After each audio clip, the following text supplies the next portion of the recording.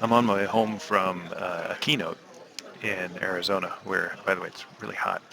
Um, and there's a question that came up in the Q&A after the keynote that has come up actually quite often. I think it's really interesting and frankly, it's really important, which is, if we're going to engage customers with the phrase that frames, this idea that working with other customers like you, one of the things that we've been surprised to learn is, and one of the number of key dimensions of the phrase that frame is the phrase that frames is that it's based on social proof. It's based not on your experience or your expertise, but based on really what customers want to know more than anything else, which is the experience of other customers like them. And the whole idea is if we're going to help build customers' confidence not in us and our expertise, but help build customers' confidence in themselves and what they're doing, one of the powerful tools at our disposal to make that happen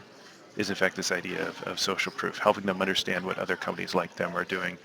despite the fact that, of course, they all think they're incredibly different.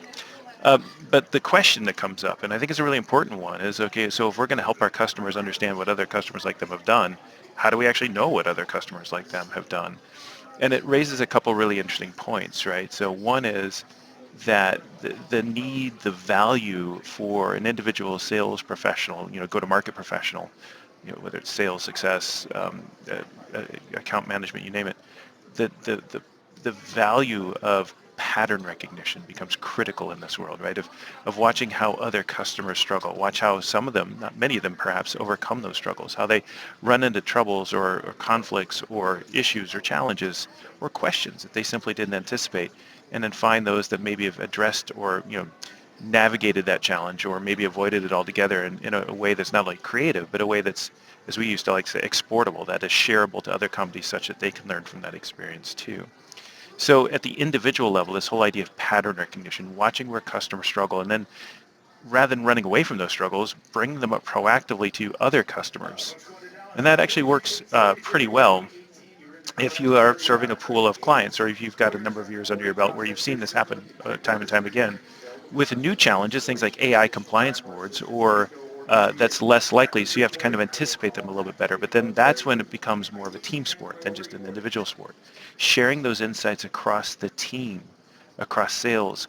success, account management, marketing, helping collectively, making sure that you guys are collectively as a team pattern recognizing. That becomes not only critically a critical imperative to frame making, but a huge opportunity. And I think that's the way to really think about sort of the importance of and the value of getting frame making right, is to think of it as not just an individual activity, but as a team sport. And I think, to me, the companies that are really going to just crush it, they're going to really succeed dramatically with frame making, are the ones that really learn to share information, share insights, share customers' experiences across internal silos, across internal boundaries, and learn from them collectively such that you can take those insights and share them with your customers so that they can learn too. There you go, notes from the road with a loudspeaker in the background. Cheers.